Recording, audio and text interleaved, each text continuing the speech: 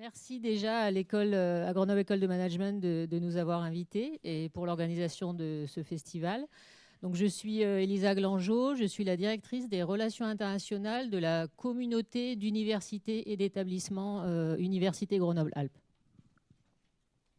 Bonjour également. Pour ma part, je suis Gabriel Voisin et je travaille à la communauté d'agglomération, non, la métropole, qui regroupe 49 communes. Donc vous voyez, nous sommes tous les deux dans des organismes qui rassemblent sur le territoire et à l'université. Donc nous allons vous parler aujourd'hui, vous présenter en quoi une ville, un territoire peut être lié à l'international. Et que font les acteurs de ce territoire, et en particulier les villes ou les métropoles et les universités et autres établissements d'enseignement supérieur et recherche au niveau de l'international. Bon, alors le contexte d'un travail, alors cette présentation va s'appuyer sur un travail qu'on vous présente juste après. Pourquoi nous avons travaillé sur cette thématique, c'est le contexte. Ici, le contexte d'une part de la mondialisation, donc avec, comme je disais à l'instant, des phénomènes mondiaux, autant sociétaux qu'économiques, qui impactent le territoire, qui transcendent la société, et donc qui s'observent au niveau du territoire, et donc des villes, d'une part, et d'autre part, les réformes récentes, voire en cours. D'abord, réforme territoriale d'un côté, qui donc concerne directement les métropoles, et également réforme universitaire. Donc cette présentation s'appuie sur un travail d'observation qui a été réalisé pendant plus d'une année, il y a bientôt 2 ans, qui s'appuie sur un certain nombre de partenaires du territoire. C'est ce document qui, avec un peu de chance, vous sera distribué durant la présentation. Donc un cahier d'une 40aine de pages qui couvre les différents aspects internationaux de Grenoble, de sa région, avec une approche très, très transversale. Donc il ne s'agit pas de présenter uniquement les aspects internationaux, on va dire économiques ou d'attractivité, mais également tous les aspects sociétaux, de l'enseignement supérieur de la recherche, évidemment, mais aussi associatif et institutionnel, c'est-à-dire du coup l'action des institutions vis-à-vis de ces phénomènes internationaux. Alors justement, donc la première partie de ce travail a été d'étudier donc les aspects internationaux de la société à Grenoble. Donc, on a d'abord la question de la population. Alors, pour mémoire, on s'est attaché à étudier la population de la métropole qui recouvre en gros 450 000 habitants pour 49 communes. Et cette population, elle est, comparativement au reste ou à la moyenne française, elle est plus jeune et plus diplômée. Et qui traduit en fait une forte attractivité vis-à-vis des étudiants, mais on le verra plus tard. Voilà, et avec donc une population dense sur le territoire, donc du fait tout simplement de l'environnement montagneux qui fait que la population est plus ramassée sur la ville. Donc maintenant, c'est l'aspect international de cette population. Et ben c'est environ un habitant sur 10 qui est immigré. Alors on parle ici, on s'est attaché à la notion d'immigré, non pas à celle d'étranger. Ce sont deux notions distinctes et complémentaires.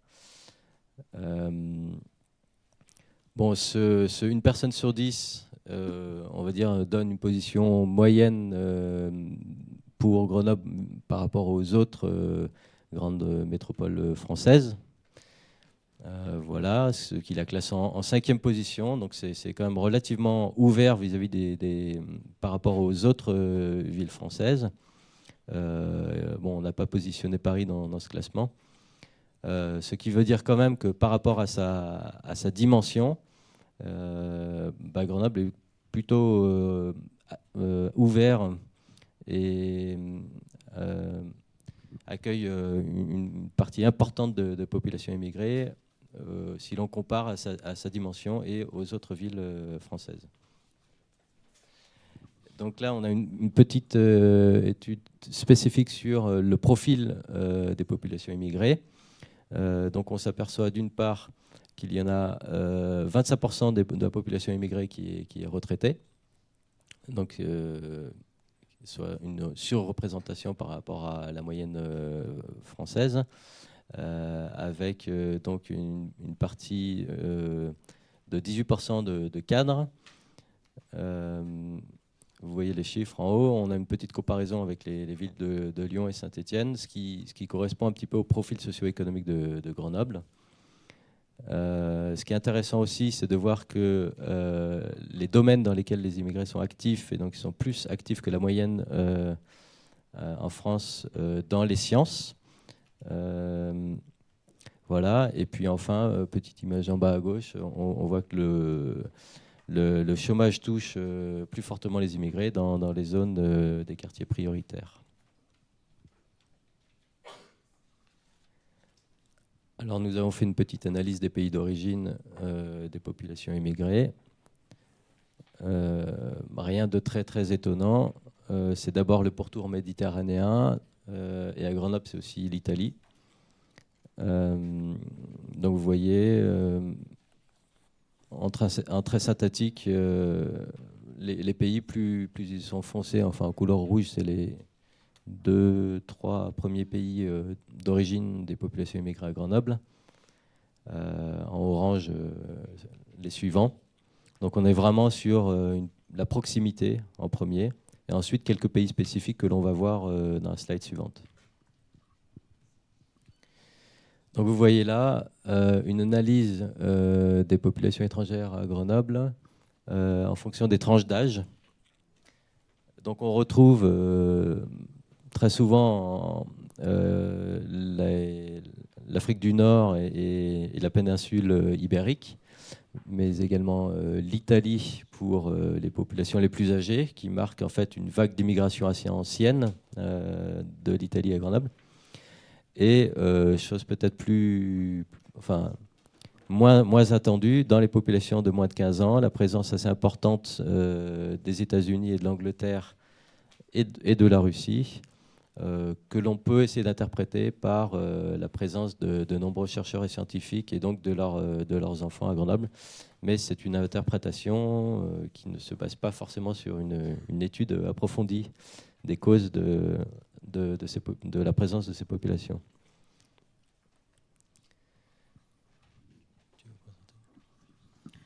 Oui, donc pour favoriser cette mobilité des populations, évidemment, l'apprentissage des langues est un point important, une force de nos territoires.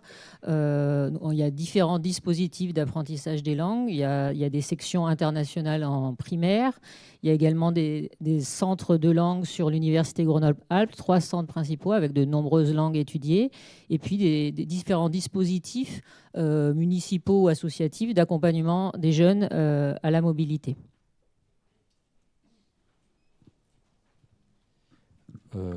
Enfin, une dernière observation de la population grenobloise est celle de son engagement associatif et militant à l'international, avec plus de 200 associations identifiées actives à l'international, et puis une activité culturelle forte sur des secteurs assez spécialisés, et donc reconnu également en Europe et à l'international.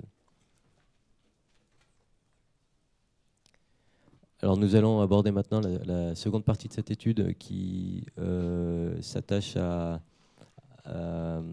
présenter les aspects internationaux de l'économie et de l'enseignement supérieur et de la recherche du territoire, qui sont en fait les principaux atouts du territoire, le plus fort critère de visibilité.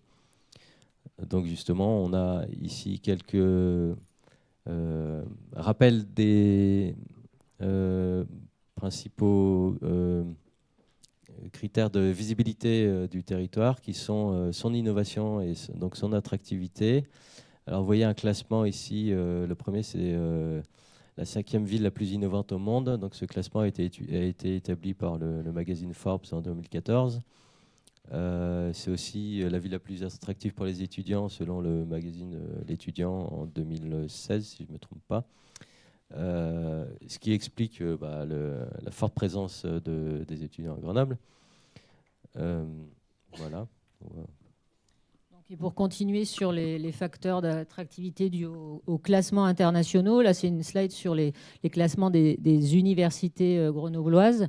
Donc il y a différents classements. C'est vrai que c'est une vitrine importante dans le monde, les classements, pour montrer l'attractivité de nos établissements. Donc le site grenoblois est dans le top 200 du classement de Shanghai, qui est un des principaux classements. Dans le top 100 pour certaines thématiques, notamment les thématiques environnementales, sciences des matériaux, et puis des thématiques propres aussi au site grenoblois, comme l'ingénierie électrique, électronique et chimie. Dans le QS World Ranking, on est aussi parmi les 100 meilleures universités. Et puis aussi, il y a d'autres classements qui sont le Best Global University et aussi le Thomson Reuters. Donc, on est toujours assez bien placé dans ces classements. Bien entendu, c'est que des classements. Derrière, il y a plein d'autres choses. La stratégie internationale des universités ne se base pas uniquement sur ces classements. Sur donc la partie universitaire, donc c'est des universités, déjà un site extrêmement pluridisciplinaire, puisqu'à Grenoble, toutes les disciplines sont représentées. Au niveau des chiffres, donc au niveau des doctorants, nous avons 3500 doctorants sur le site. Différentes institutions universitaires. Vous savez que les 3 universités Grenoble 1, 2, 3 ont fusionné au 1er janvier l'année dernière pour en faire qu'une seule qui s'appelle Université Grenoble-Alpes. Donc, qui regroupe maintenant, c'est l'établissement majeur au niveau universitaire, donc 45 000 étudiants. L'école d'ingénieurs Grenoble-ILP avec 5500, Sciences Po Grenoble avec 1800, l'école d'architecture environ 1000, l'école de design, je suis désolée, j'ai pas eu les chiffres, et l'école, bien entendu, ici présente, GEM, avec à peu près 8000 étudiants. Donc, une des spécificités aussi, c'est les différents campus. Donc, vous savez qu'on a le campus principal sur Saint-Martin-d'Hères, mais celui-ci qui est en pleine extension et qui est extrêmement important, qu'on appelle celui de la Presqu'île et qui comprend aussi le campus d'innovation Giant. Alors, Giant regroupe aussi différents établissements. Après, on a des campus plus éloignés du site grenoblois, puisque dans la communauté d'universités que je représente, il y a également Valence et l'université Savoie-Mont-Blanc. Il y a un des points forts sur l'attractivité internationale du site grenoblois, c'est bien entendu mixer à ces établissements d'enseignement supérieur les grands organismes de recherche, puisque nous avons des laboratoires internationaux et européens. On a 9 organismes nationaux de recherche. Donc ça, c'est un point extrêmement fort pour le dynamisme international du territoire. Les domaines majeurs que vous voyez là, que je ne vais pas détailler, qui sont assez connus de tous, et pas mal de partenaires aussi en recherche et développement. Le synchrotron, juste pour nommer le synchrotron, c'est 7000 visiteurs internationaux du monde entier chaque année. 7000 scientifiques. Donc, c'est vraiment des facteurs de dynamisme très importants. Donc, sur l'université en elle-même, on a parmi les étudiants internationaux que nous accueillons, il y a 180 nationalités représentées, bien entendu, certaines plus que d'autres, 8000 étudiants étrangers, dont 46% des doctorants. Donc, au niveau du doctorat, le taux des étrangers est très important. Nous avons des partenariats avec plus de 500 universités dans 80 pays. Donc, au niveau des langues dont on parlait tout à l'heure, 26 langues étrangères enseignées. On a à peu près 30 masters aussi entre les différentes institutions qui sont enseignés entièrement en anglais, soit pour des publics français, soit pour des publics, bien entendu, pour l'attractivité internationale. Des masters Erasmus Mundus qui sont des masters d'excellence, d'échange entre 2 universités qui sont dans le cadre, bien sûr, du programme Erasmus, et une chaire UNESCO aussi sur la communication internationale. Alors là, c'est un schéma récapitulatif qui est issu justement du cahier de l'OPSI, donc qui reprend certaines choses que nous avons déjà vues. Donc la culture de l'excellence avec les différents classements. On voit aussi le classement qui concerne GEN, qui est 20e pour le master en International Business. On voit que c'est des enseignements donc, de haut niveau, première université pour la recherche après Paris, et aussi en nombre de doctorants.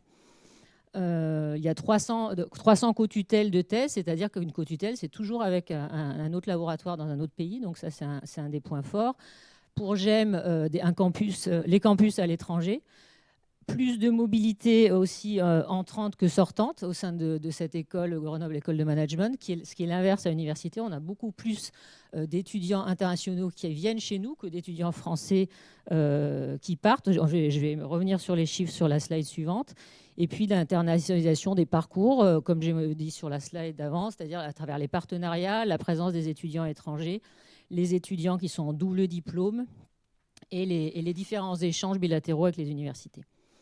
Donc sur les pays d'origine des étudiants en mobilité entrante, c'est-à-dire les étudiants internationaux qui viennent de chez nous, la Chine arrive en premier en nombre d'étudiants, ensuite suivi par le Maroc, l'Italie et l'Allemagne. Donc c'est un point très important pour le territoire, cette présence à Grenoble de ces étudiants internationaux, parce que les apports sont innombrables. La liste peut être très longue des apports des étudiants internationaux. Bien sûr, il y a un apport économique non négligeable, mais c'est surtout une ouverture internationale, une ouverture à l'interculturalité, un dynamisme du territoire. Et bien sûr, c'est une source aussi de ressources et de talents pour nos entreprises et notre économie.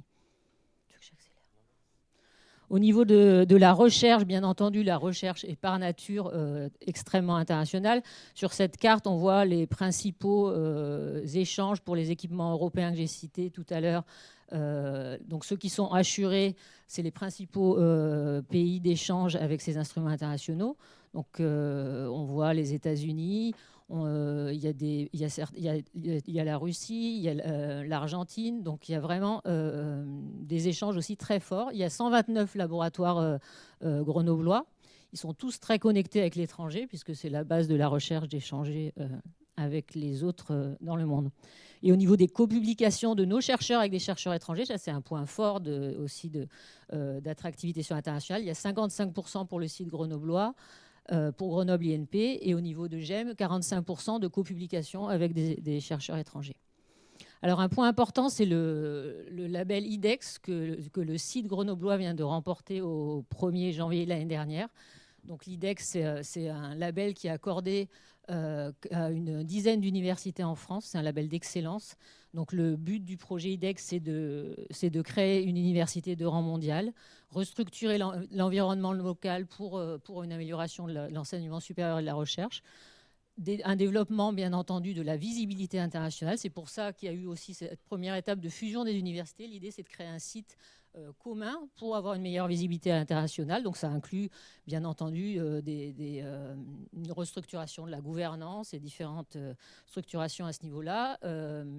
Et puis, c'est une dotation en capital, donc 650 millions d'euros. Donc il y a 7 universités qui ont été sélectionnées en France, en plus de Grenoble, pour ce label.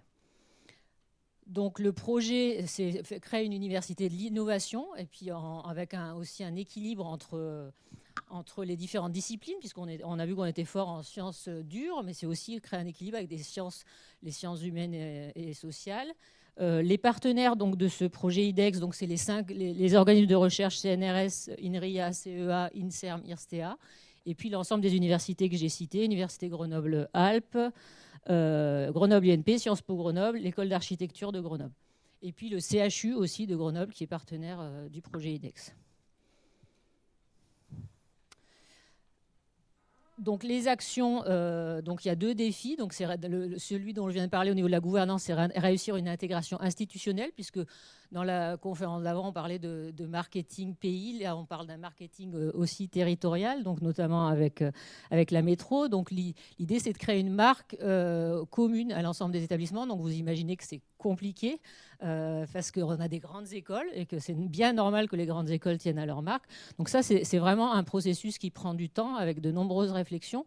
Vous avez noté, par exemple, sur nos logos entre la métro et la communauté, on a quand même une marque commune qui est Grenoble-Alpes. Donc ça, c'est déjà un premier point d'ancrage. Mais c'est vrai que cette démarche de marketing territorial prend du temps. Et le deuxième défi, c'est le soutien, bien sûr, et le développement de l'excellence. Donc vous voyez en bas de la slide les 4 grands enjeux thématiques liés au projet IDEX. Je vais vous passer une petite vidéo qui présente le projet IDEX. Alors, je vais là. Si ça marche.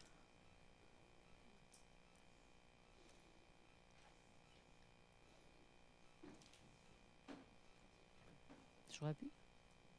Non, alors, ça va se mettre en rouge, je pense.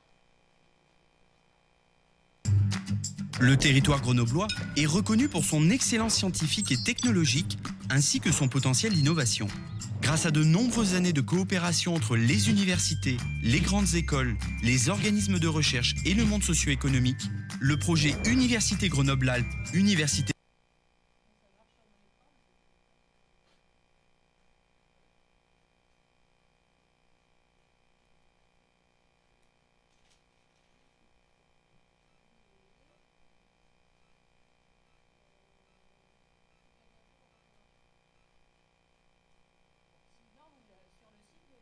de la communauté Université Grenoble-Alpes. Elle est pas très longue, hein, elle est assez courte la vidéo. Vous pouvez le retrouver sur la page IDEX.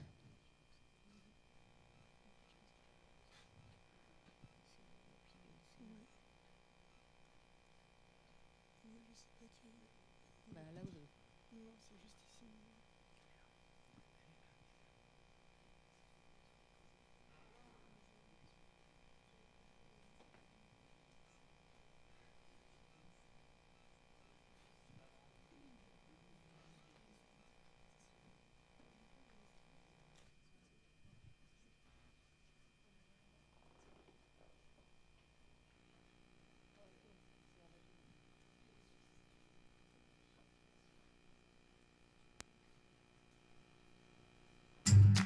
Le territoire grenoblois est reconnu pour son excellence scientifique et technologique, ainsi que son potentiel d'innovation. Grâce à de nombreuses années de coopération entre les universités, les grandes écoles, les organismes de recherche et le monde socio-économique, le projet Université Grenoble-Alpes, Université de l'innovation, a été labellisé Initiative d'excellence, label réservé à une dizaine d'universités en France. Ce prestigieux label renforce le site Grenoble-Alpes dans sa dynamique d'intégration de l'enseignement supérieur et de la recherche pour produire une université de l'innovation de rang mondial. Il ouvre de nouvelles perspectives de collaboration entre les acteurs du site par un soutien et un appui concret à leurs projets et à leurs initiatives. L'IDEX renforce également la volonté de développer et de promouvoir l'innovation et l'excellence au sein des domaines clés de l'université, la formation par la promotion de pédagogie innovante, la recherche scientifique par un soutien aux projets de recherche et au transfert, les relations, l'attractivité et la visibilité du site à l'international, la vie étudiante par son attractivité et par le développement de services à l'étudiant, la vie culturelle par une coordination et un soutien aux initiatives. Pour les mettre en œuvre, chacune de ces missions est pilotée et coordonnée par des commissions exécutives composées de représentants de l'ensemble des partenaires. Ces missions s'inscrivent dans une démarche qui répond aux enjeux sociétaux du XXIe siècle. Planète et société durable, innovation, santé, bien-être et technologie, numérique. Pour y parvenir, de nouveaux moyens seront mis en œuvre sur l'interdisciplinarité, les sciences humaines et sociales tout en soutenant les champs d'excellence disciplinaire, mais aussi le développement des relations avec les acteurs du monde sociétal, culturel et économique. Mais concrètement, qu'est-ce que cela va nous apporter ? Être soutenu dans ces projets et ces initiatives dont le rayonnement et les échanges s'étendent dans le monde entier tout en bénéficiant d'un environnement de travail et scientifique de qualité. Mais aussi avec une université qui place l'étudiant comme contributeur d'un rapprochement entre le campus et la cité, au centre de la pédagogie et qui délivre des diplômes reconnus à laquelle il peut être fier d'appartenir. Finalement, l'IDEX nous incite et nous donne les moyens d'oser, d'expérimenter et d'inventer de nouvelles façons de collaborer et d'innover, de faire reculer les frontières du savoir pour un monde meilleur. Soutenir l'excellence et les idées créatives, c'est soutenir le meilleur qui se trouve en chacun d'entre vous pour construire l'IDEX Université Grenoble-Alpes, Université de l'innovation.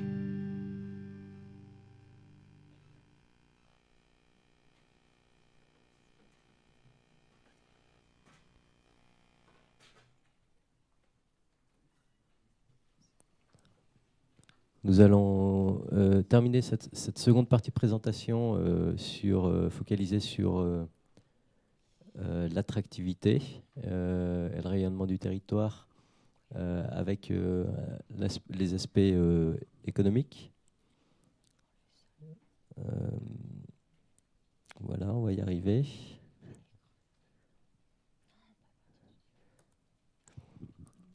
Avec un peu de chance. Oui.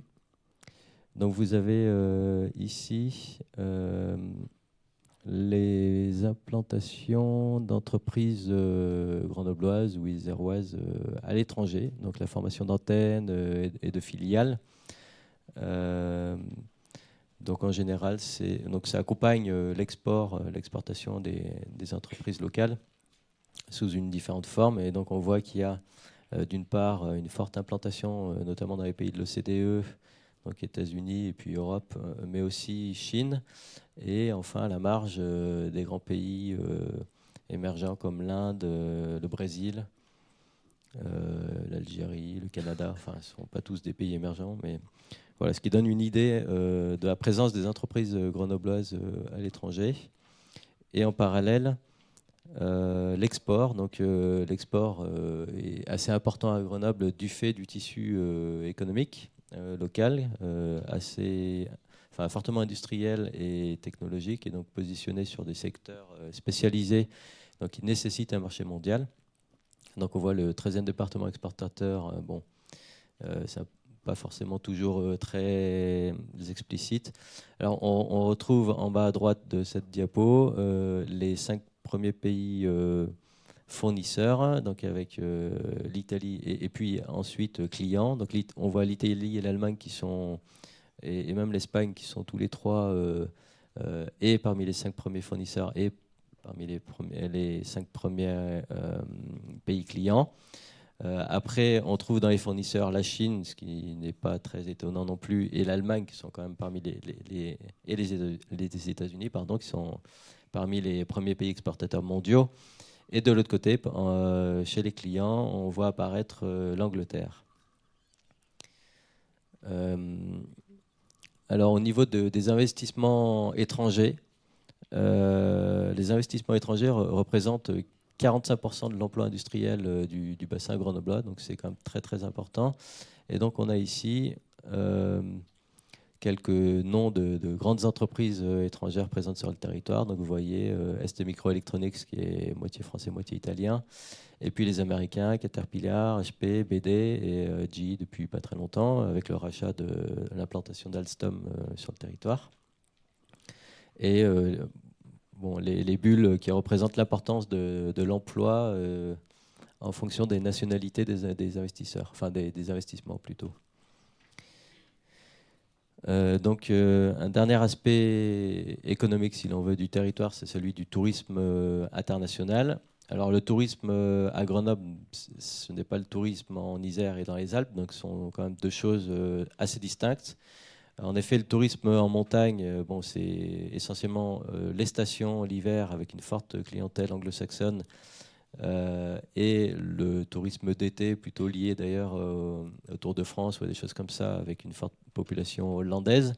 Quant au tourisme urbain, c'est d'abord ce qu'on appelle tourisme d'affaires, c'est-à-dire tout ce qui est convention, etc. Et donc là, on retrouve d'autres populations. Alors, nous allons voir maintenant cette troisième partie qui présente en fait les institutions actives, enfin les organismes, institutions et acteurs de l'international. Donc là, c'est un peu une synthèse du positionnement des uns et des autres sur cette présentation que vous retrouvez dans le document qui vous a été distribué, avec donc 3 aspects. Le premier qui est ce qu'on appelait citoyenneté, qui était en fait tout ce qui est lié à la population. Le deuxième, attractivité, donc soit enseignement supérieur recherche, soit économie. Et puis en bas, les institutions, les organismes qui s'adressent soit à l'un, soit à l'autre de ces aspects-là, de ces mondes-là. Et alors c'est juste un clin d'œil, c'est la liste des petits drapeaux sur la gauche qui vous donne une idée de l'ensemble des jumelages et coopérations institutionnelles entre les communes, les 49 communes de l'agglomération, de la métropole et l'étranger, sachant que et le département également ses partenariats, etc. Alors l'action internationale des collectivités, ce ne sont pas uniquement des jumelages et des partenariats institutionnalisés.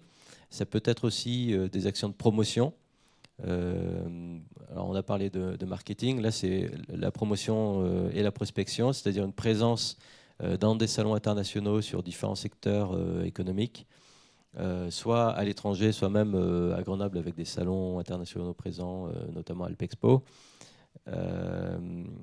Et donc là, la métropole va soit tenir un stand et présenter son territoire, ou bien accueillir sur ce stand un certain nombre d'entreprises, de start-up qui vont être actives dans le domaine en question, ou soit seulement prendre des rendez-vous ou accompagner des acteurs du territoire, des clusters, des pôles de compétitivité et venir en soutien logistique ou financier ou autre pour la réalisation de ces opérations.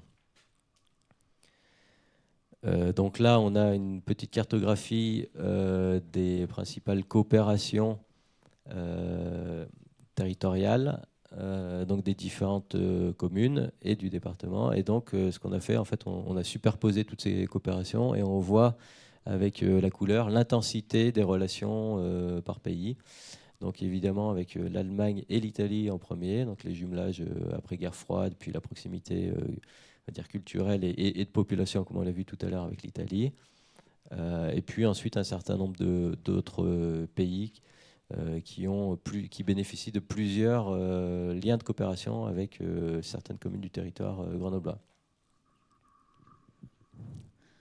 Donc, au niveau de la carte, dans le projet IDEX des partenaires stratégiques universitaires et de recherche, ça c'est la carte du projet initial. C'est pas les partenaires stratégiques qui seront des partenaires IDEX, puisqu'il y en aura beaucoup moins que ça. Ça c'est ceux qu'on avait identifiés au moment du projet, mais qui vous donnent une idée, notamment sur la légende en bas à gauche, des différentes thématiques. C'est soit des thématiques sur des thèmes de recherche, soit des axes plus géographiques. Donc sur cette slide-là, vous voyez... alors déjà, dans le projet IDEX, je ne sais pas si tout le monde est familier avec le projet IDEX, il y a 5 axes, c'est ce qu'on voyait dans la vidéo tout à l'heure.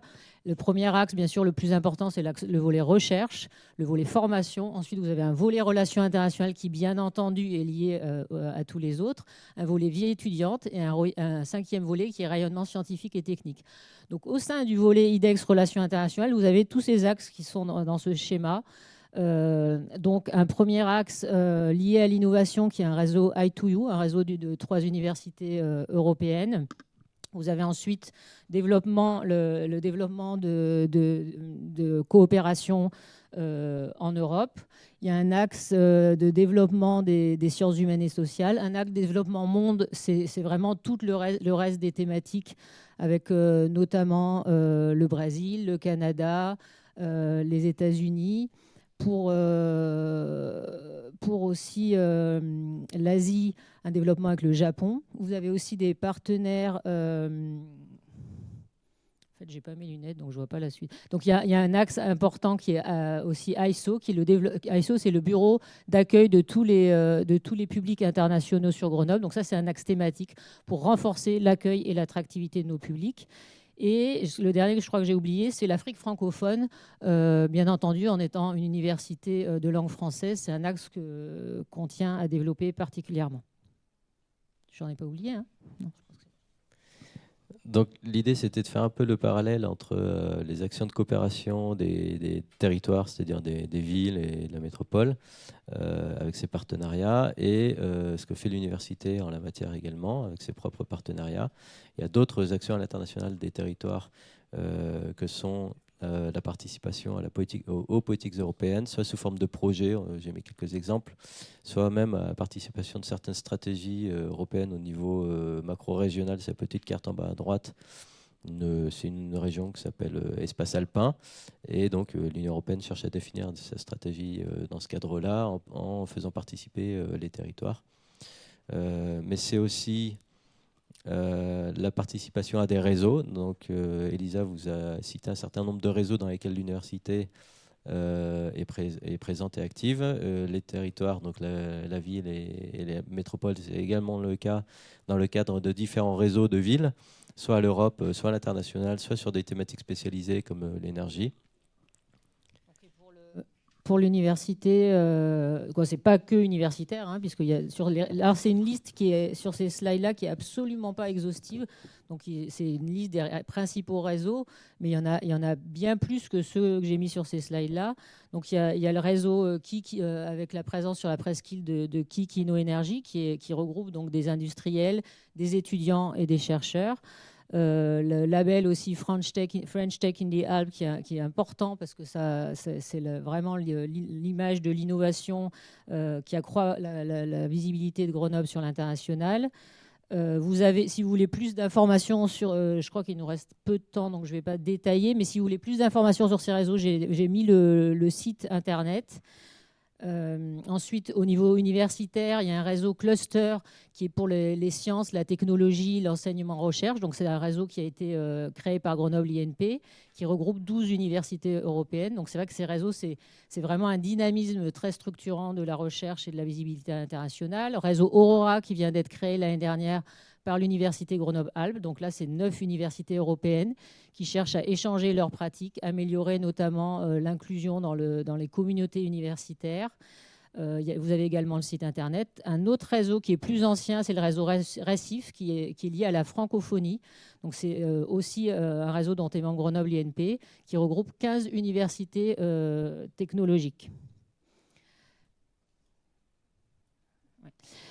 Et juste pour compléter aussi, parce que je ne les ai pas tous mis sur la slide, la ville appartient au réseau aussi des villes universitaires de France. C'est un point important parce qu'ils font pas mal de choses, de développement et d'échanges avec d'autres villes en Europe, donc pour l'international. Et puis il y a un réseau aussi qui n'est pas forcément de recherche ou d'enseignement, mais il y a le réseau Jeunes Ambassadeurs de Rhône-Alpes, que vous connaissez peut-être, qui est pour des étudiants étrangers qui viennent et qui vont représenter ensuite le territoire qui les aura accueillis dans leur pays à leur retour. Donc ils sont sélectionnés, ils ont une aide pour préparer un projet au retour dans leur pays qui fera un lien avec le territoire ici. Donc ça, c'est un réseau qui est aussi très important pour continuer les liens à l'international une fois que les étudiants ont quitté notre territoire. Une petite conclusion concernant les universités, comment les universités, ou l'inverse d'ailleurs, influencent leur territoire et leur environnement. Les deux sont liés. Donc les universités, c'est vraiment des centres forts pour tout ce qui est développement social et économique. Il y a un rôle central des villes dans ce développement. Les collaborations ont toujours été importantes entre les villes et les universités. Donc l'internationalisation, c'est un enjeu majeur donc, des universités, d'où l'aspect lien avec la métro.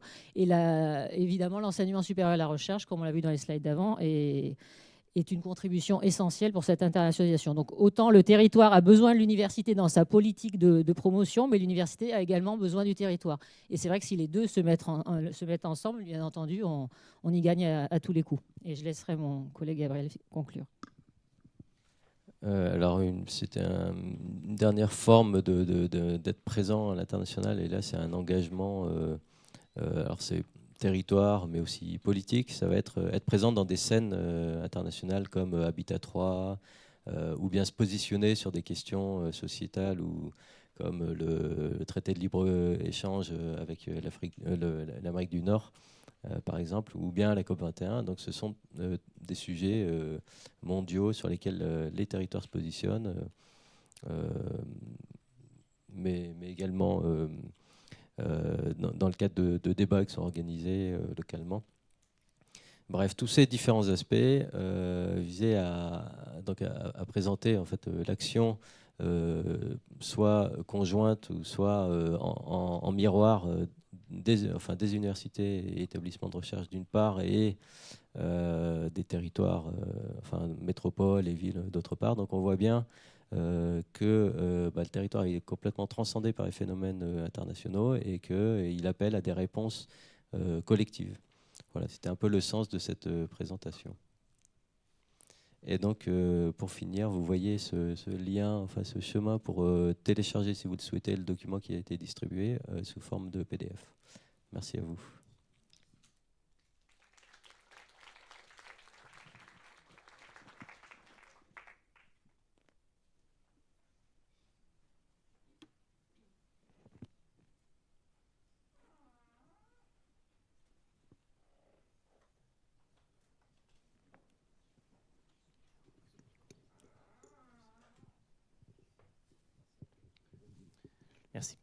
Bonjour et merci infiniment pour cette présentation.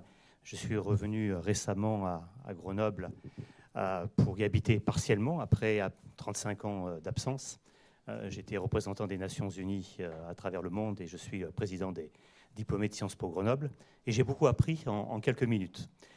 Je voudrais faire donc félicitations pour la brochure que je vais lire attentivement et vos deux présentations en binôme. Là, j'ai quelques remarques à faire. Je revenais de temps en temps. J'étais en Inde, en Malaisie, surtout en Asie ou en Afrique ou aux États-Unis. Et lorsque je suis revenu à Grenoble, par coïncidence, il y avait une réunion il y a 2-3 ans sur les villes intelligentes, les smart cities. J'ai posé la même question, mais je n'ai pas eu la réponse. J'ai pris le train, par exemple, entre Grenoble et Lyon, et on met quand même 1h20 pour aller à Lyon. Je reviens de Lyon il y a 48 heures. Depuis très longtemps, on parle de l'agglomération grenobloise et la liaison avec Turin, Milan, etc. Et je crois que quand même Grenoble est assez isolé. Je défends Grenoble dans la mesure où j'ai toujours été en contact de par l'association des diplômés de Sciences Po, puis à l'insu de mon plein gré en tant que président actuellement. J'ai vécu dans les villes les plus reculées du monde et vous avez parlé des villes émergentes comme en Inde. Mais quand je suis à Grenoble, j'ai un grand problème de connectivité Internet. Si je suis étudiant que je n'ai pas mon smartphone, il n'y a pas de connexion à Internet facile, il n'y a pas de borne à ma connaissance. Je peux déraper sur une crotte de chien, mais je ne me dérape pas sur une borne interactive. Donc j'aime beaucoup Grenoble, c'est pour ça que je suis revenu y habiter partiellement, mais je vois aussi une sorte de contradiction. Ce que vous avez présenté est l'aspect dynamique industriel, mais en tant que citoyen lambda, je ne l'aperçois pas à Grenoble. Je l'aperçois dans d'autres villes, mais je ne le ressens pas. Et donc, j'ai une sorte de déconnexion entre ce perçu et peut-être la réalité qui m'échappe. Et j'aimerais bien avoir plus d'éclaircissement aujourd'hui. Je vous remercie. En fait, je n'ai pas bien entendu de question dans votre intervention. Sur la connectivité Internet, vous avez, juste pour compléter... Je vais préciser, alors, la question c'est, votre exposé est superbe. Je ne perçois pas Grenoble tel que vous l'avez présenté.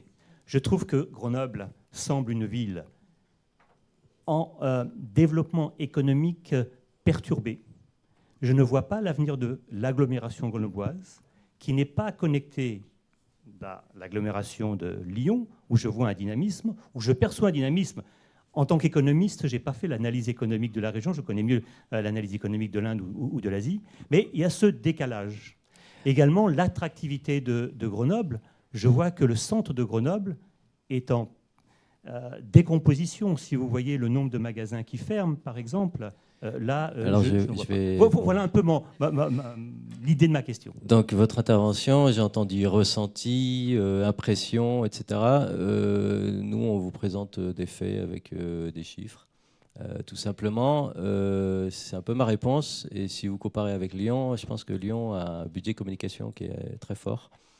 Si je peux juste compléter sur Internet, je pense que vous avez raison. De toute façon, ce n'est pas parce qu'on présente ces chiffres et qu'il y a cette présence internationale qu'on n'est pas les meilleurs du monde, c'est clair. On ne cherche d'ailleurs pas forcément à l'être. On est une ville moyenne. Bien entendu, il y a des pistes d'amélioration à étudier. Dans le cadre du projet IDEX sur l'accueil des publics internationaux, c'est important ce que vous dites parce qu'on fait des enquêtes. Et dans une enquête, on vient d'avoir le résultat il y a 2 jours. En effet, dans les points faibles, il n'y en avait pas tant que ça. Mais un des points faibles, c'était exactement ce que vous venez de dire sur Internet, notamment dans les chambres d'étudiants, où on l'a déjà signalé. Mais je pense que, bien entendu, comme toute ville et comme tout projet, c'est en développement et on est prêt à s'améliorer dans ce processus. C'est le but du processus, du projet IDEX, du lien qu'on fait entre la métro et les universités, d'améliorer, bien entendu, les points faibles. Ça fait partie du projet qui est sur le long terme. Et spécifiquement là-dessus, il y a un plan de déploiement du très haut débit sur tout le territoire sur les années qui viennent. Voilà. Bonjour, je dirige une petite association grenobloise qui promeut le vivre ensemble, mais ce n'est pas à ce titre que je vais parler aujourd'hui. Dans votre présentation, effectivement, qui est très factuelle, très intéressante, je trouve qu'elle est peut-être un peu trop uniforme et qu'il aurait peut-être été intéressant de distinguer peut-être 3 cercles. Il y a un monde de l'université, de la recherche et des entreprises qui va à 200 à l'heure sur l'international. En revanche, comment ce monde-là innerve le monde réel de Grenoble dont parlait monsieur, enfin comment les étudiants, par exemple, investissent le centre-ville ou comment le centre de la ville est ramifié au campus, enfin... j'ai noté que IDEX voulait créer des relations fortes avec la ville et je m'en réjouis. En revanche, 65 000 étudiants, c'est quand même peu de dire qu'ils ne font pas grand-chose en relation avec la ville. Enfin, je me dis qu'avec 65 000 étudiants, on devrait arriver à des résultats plus forts en termes de... par exemple, au Brésil, suite à la dictature, en 1986, ils ont mis dans leur constitution qu'il n'y avait pas seulement 2 axes à l'université que sont la recherche et l'enseignement, mais aussi l'implication sociale des étudiants dans la ville. Au Canada, ils font la même chose. Donc, je sais qu'il y a des initiatives en ce sens qui commencent à émerger à Grenoble. Néanmoins, avec 65 000 étudiants, on pourrait attendre plus. Et un troisième aspect, c'est la métropole. La métropole qui devrait aller plus sur des actions internationales. Et je n'ai pas l'impression que ce dossier soit porté au niveau de la métropole de Grenoble par un élu en charge de l'international. Il y a un élu en charge de l'enseignement supérieur et de la recherche. Mais pour l'instant, j'ai l'impression que Grenoble ne se met pas à la hauteur des enjeux. Enfin, la métropole grenobloise ne se met pas à la hauteur des enjeux en matière d'internationalisation, alors que votre présentation montre tout l'intérêt qu'il y aurait à aller beaucoup plus loin en termes institutionnels. Excusez-moi d'avoir été long. Je vous remercie. Je vais répondre pour la partie universitaire. Je laisserai Gabriel pour la métro. Je vous remercie pour ce point qui est très important, qui me tient à cœur également. Au niveau de l'implication des étudiants qui est essentielle, et vous avez entièrement raison, aux États-Unis ou au Canada, il y a des systèmes, par exemple, de crédit, des systèmes très intéressants qui encouragent les étudiants, étrangers ou pas, à participer à la vie civique, aux associations, à différentes choses dans la ville. Et ça les motive vraiment pour le faire. Au niveau de la vie étudiante, vous savez qu'on a des directions vie étudiante dans les universités comme à la Commu. Il y a quand même beaucoup d'associations universitaires ou étrangères qui sont appuyées. Il y a énormément de festivals. C'est une ville où, là, vraiment, au niveau de la ville et des festivals et des événements étudiants, il y en a vraiment beaucoup. Il y a une radio aussi étudiante. Donc, et puis, dans le cadre de l'IDEX, il y a le volet vie étudiante. Et donc, ils ont pu, les étudiants, répondre à des appels à projets pour développer ce dynamisme-là dont vous parlez, qui me semble essentiel. Il y a aussi un projet en cours de parrainage. C'est-à-dire qu'un étudiant français parrainerait un étudiant étranger et l'aiderait pour cette implication dans la ville, le côté civique que vous mentionnez, qui, bien entendu, est indispensable pour connaître un territoire et s'en imprégner, au-delà des 3 axes que vous avez cités, recherche, formation et industrie. Bon, pour la partie sur la métropole, je vais faire très brièvement un petit peu d'historique institutionnel et politique locale. Depuis la loi de la métropolisation et un peu avant, en fait, la constitution de l'agglomération puis de la métropole s'est faite, on va dire, un peu, non pas avec une ville-centre qui s'impose aux autres, hein, mais avec de la négociation entre une ville-centre qui pèse finalement pas plus d'un tiers de l'ensemble, contrairement à ce qu'on retrouve dans d'autres territoires avec une ville-centre qui est beaucoup plus importante vis-à-vis des autres communes. Donc, une espèce de deal d'équilibre entre la ville-centre et les autres pour constituer cette agglomération, cette communauté. Quand on en est arrivé à la métropole en 2014-2015, la question s'est effectivement posée de savoir si, notamment sur l'international, il y allait avoir une politique au niveau métropolitain. Ça a été débattu entre les élus, notamment entre les élus de la ville-centre qui disposent d'une direction internationale assez bien dotée, et d'une politique de longue date avec plus de 18 jumelages, etc., comme vous le verrez dans le document.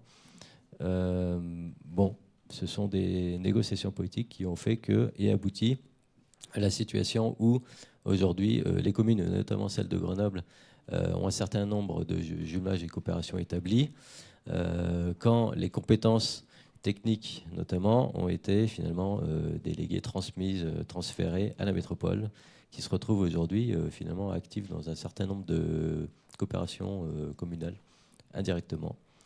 Sur l'aspect économique, puisque moi je suis chargé de coopération économique internationale, c'est une compétence pleine et entière de la métropole. Et spécifiquement sur ce point, c'est vrai qu'il y a une volonté peut-être davantage d'être présent sur l'international. Maintenant, au niveau des élus, nous avons 2 élus qui sont plus ou moins liés à l'international, mais de manière très indirecte, enfin indirecte. L'un qui est vice-président sur la question européenne et l'autre qui est vice-président sur la question d'attractivité. Donc Klaus Abfast d'une part, qui est allemand d'ailleurs, et Fabrice Hugelet d'autre part, maire de Cessin. Voilà. Je voudrais glisser sur les crottes de chien. Le civisme, ça ne se décrète pas. Il va y avoir des verbalisations en cours. Donc effectivement, j'en ai un peu marre qu'on parle toujours des crottes de chien à Grenoble et je ne suis pas la Fondation Brigitte Bardot. Sur les commerces en ville, il y a des dialogues qui commencent, enfin qui ont toujours eu lieu, je pense, avec les mairies différentes. Et on note que ça, c'est au niveau national, hein, les commerces ferment. Il faudrait peut-être chercher du côté de l'innovation. Il y a le prix des baux commerciaux qui sont parfois exorbitants. Il y a tout un travail engagé. Maintenant, c'est aussi à chacun d'essayer de faire que ça change. Moi, j'essaye, mais bon, je n'ai pas toujours les idées qu'il faut. Et sinon, moi, la question que je voudrais dire, c'est est-ce qu'on ne pourrait pas avoir un lien avec tout ce que vous nous montrez, là, toute cette vivacité, ce dynamisme, avec les taux du chômage des jeunes? Parce que, bon, la vie étudiante, c'est bien, se former, c'est bien, passer des doctorats, c'est bien. Et après... Voilà, c'est un peu brut, mais bon, c'est comme ça. Mais c'est un point essentiel. On devient étudiant a priori pour trouver du travail. Vous avez raison. Ceci dit, c'est tout ce qui est service carrière et emploi derrière, c'est pas vraiment mon domaine. Donc le lien avec, je pourrais pas vraiment répondre précisément à votre question, mais bien entendu, on espère que ce dynamisme, en tout cas. Par exemple, il y a eu des études faites par Campus France sur je vous réponds pour ma partie qui est sur l'international. Les étudiants qui sont partis, là je m'adresse aussi aux étudiants de GEM, parce que partir à l'international dans le cadre de ces études, c'est quand même prouvé que pour trouver du travail derrière, c'est un point fort.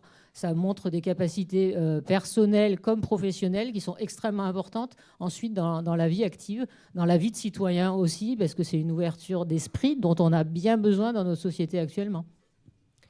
Alors, par contre, la métropole, elle, agit côté économie et emploi. Et c'est vrai que cette dichotomie qui a été un peu montrée du doigt, avec finalement 2 internationalisations, celle de l'enseignement supérieur de la recherche, de l'innovation, de l'attractivité d'une part, et de l'autre part, peut-être une internationalisation liée à des migrations plus anciennes. J'ai montré tout à l'heure notamment que les populations immigrées dans les quartiers défavorisés connaissent un chômage plus important. Donc il y a la politique de développement économique et d'emploi de droit commun de la métropole qui s'attache à travailler sur ces questions-là. Par contre, on n'a pas de chiffres spécifiques finalement sur l'emploi ou le chômage des jeunes, enfin sous la main en tout cas, on peut trouver, mais sur le territoire de l'agglomération. Il y a des dispositifs et des politiques de la métropole. Je suis certain qu'on est capable de sortir ces chiffres-là, mais pas là présentement aujourd'hui. On va avoir une dernière question. Merci. Bonjour. Moi, je voudrais vous parler de la question de la véritable visibilité de Grenoble à l'international. Donc, l'année dernière, j'étais en année Erasmus comme la plupart de mes camarades de Sciences Po. Et il se trouve que personne ne connaissait Grenoble là où j'étais, à part quelques rares personnes. Vous étiez où ? Comment ? Vous étiez où ? J'étais en République tchèque, à Brno. Et donc j'aurais voulu savoir si y avait quelque chose qui était tenté par la métropole et par l'UGA pour pouvoir développer cette véritable visibilité, parce qu'on parle des universités, des doctorants, mais au final, les personnes lambda, on va dire, à l'étranger ne connaissent pas forcément Grenoble. Oui, alors un peu de la même façon que j'ai répondu à monsieur tout à l'heure, il y a le ressenti et il y a les chiffres ou les classements. Donc c'est votre expérience personnelle. Et ça arrive très souvent. Par contre, moi, je rencontre aussi d'ailleurs des gens de Brno au fin fond de l'Espagne qui me parlent de leur fils qui est étudiant à Grenoble. Donc tout arrive. C'est pour ça qu'il vaut mieux s'en tenir à des faits et non pas à des ressentis. Ceci dit, la métropole d'une part et la communauté UGA d'autre part sont en train de travailler chacun avec la participation de l'autre, comme on l'a dit tout à l'heure, à la définition d'une politique marketing territoriale pour développer leur visibilité. Tout à fait. Et donc il y a différentes choses qui se font, bien entendu, c'est un gros travail, on n'est pas forcément connu dans le monde entier. Il y a les services communication qui travaillent déjà beaucoup en transversal avec l'ensemble de nos services relations internationales, des services recherche, etc. Tout n'est pas valorisé, on participe à des salons, il y a aussi des réflexions sur des ambassadeurs, c'est-à-dire que les chercheurs ou les gens, j'ai parlé tout à l'heure du réseau jeune d'ambassadeurs, les ambassadeurs c'est plus large que ça, c'est que chacun se sente, chaque Grenoblois quand on part se sente pris de cette image de Grenoble, qu'il puisse y avoir un espèce de kit où on puisse représenter, être fier aussi de son territoire pour ouvrir ces échanges. Mais bien entendu, il y a des villes, on a cité Lyon tout à l'heure, la marque Only Lyon, tout le monde la connaît. C'est vrai qu'il y a plus de moyens, c'est une ville bien plus grande, mais on est justement, comme vient de dire mon collègue, en train d'essayer de travailler sur une marque territoriale. Le marketing territorial, en effet, c'est essentiel. C'est un des grands axes de développement dans les années à venir.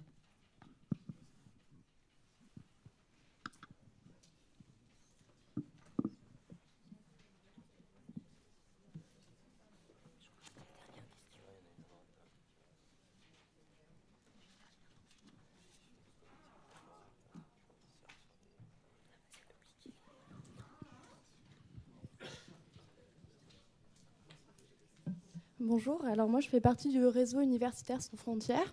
J'avais une question, donc c'est un réseau qui vient en soutien aux étudiants étrangers, plus souvent des demandeurs d'asile. Et j'avais une question sur la politique de l'université, sur ces questions-là. Savoir qu'ils ont souvent des difficultés de s'intégrer, d'obtenir des informations. Les obstacles institutionnels et administratifs sont parfois très lourds. Donc savoir quelle prise en charge pouvait être faite au niveau de l'université. Et j'avais une autre question pour la métropole, à savoir toutes ces questions de migration, parce que c'est des questions qui se posent aussi sur l'internationalisation du territoire pour toutes les questions de migration. Et donc savoir concrètement la politique que vous adoptez pour ces nouveaux arrivants qui viennent chercher un refuge, hein, c'est souvent des migrants politiques. Voilà. Donc vous tombez bien, parce que c'est moi qui coordonne et qui ai lancé un groupe d'accueil des réfugiés, des étudiants et chercheurs réfugiés sur le campus. Donc je connais bien le réseau RUSF qui fait partie de ce groupe de travail. Donc on collabore très régulièrement avec eux. Donc ce groupe de travail d'accueil des étudiants réfugiés qui nous tient à cœur a été créé de façon bénévole par différents professionnels sur le campus il y a à peu près 2 ans.